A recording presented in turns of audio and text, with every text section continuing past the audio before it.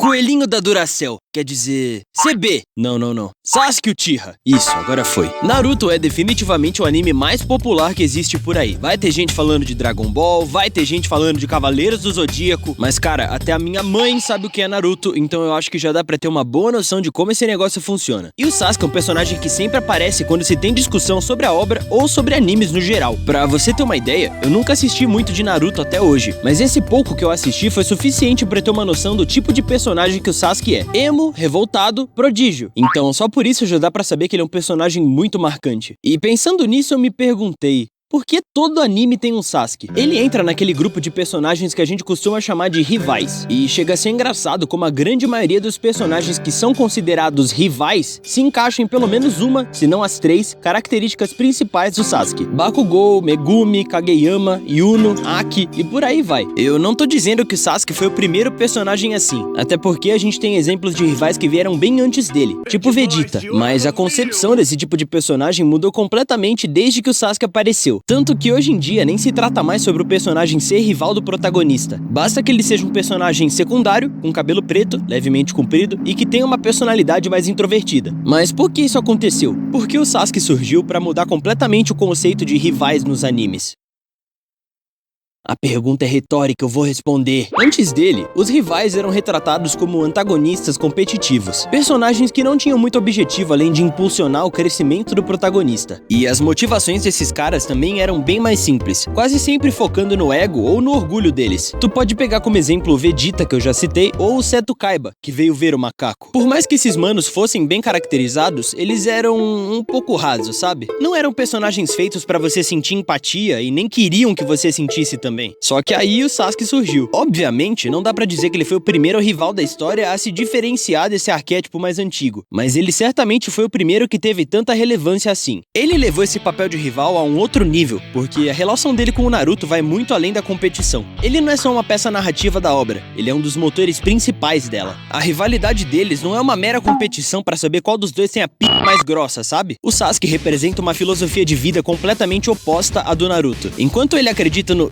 poder da amizade, discurso no jutsu, o Sasuke representa o isolamento e o poder individual. E esse contraste torna a dinâmica entre os dois muito mais rica e emocionante. O Naruto não quer só superar o Sasuke, ele quer provar um ponto, e vice-versa. E isso adiciona vulnerabilidade ao confronto de ideologia dos dois, o que era uma parada extremamente rara em obras da época. Sem contar que o fato do Sasuke possuir uma motivação mais complexa ajuda pra caramba nesse aspecto. O moleque teve todo o clã massacrado pelo próprio irmão, e esse evento em particular molda boa parte das ações e decisões que ele toma. O desejo por vingança, a sensação de abandono e as eventuais mancadas que ele dá são o que dão mais profundidade e humanizam o personagem. E com isso o público cria simpatia ou mesmo admiração por ele. E isso tudo sem falar na aparência, na personalidade e em como uma coisa conversa com a outra. O Sasuke é um personagem que dá pra se ler facilmente pela aparência, porque ele tem um jeitão muito único e característico. Essa carinha de quem escuta CD do Linkin Park torando no fone do Discman deixou todo mundo doido. Mas a razão pela qual as pessoas sentem interesse em personagens como ele tem muitas camadas. A personalidade mais contida acaba dando um certo mistério, e esse mesmo mistério intriga e gera curiosidade pela imprevisibilidade dele. A gente fica querendo entender o que se passa na cabeça do personagem, e personagens assim fazem muito sucesso por causa disso. Não importa a obra, a mídia ou a origem, personagem emo sempre vai ter destaque. Só que, óbvio, isso pode funcionar da maneira contrária também. Não à toa existem pessoas por aí que detestam o Sasuke como se a vida delas dependesse disso, e por consequência acabam pegando o ranço de todos os outros que vieram depois dele. Há quem diga também que com o tempo o formato ficou batido,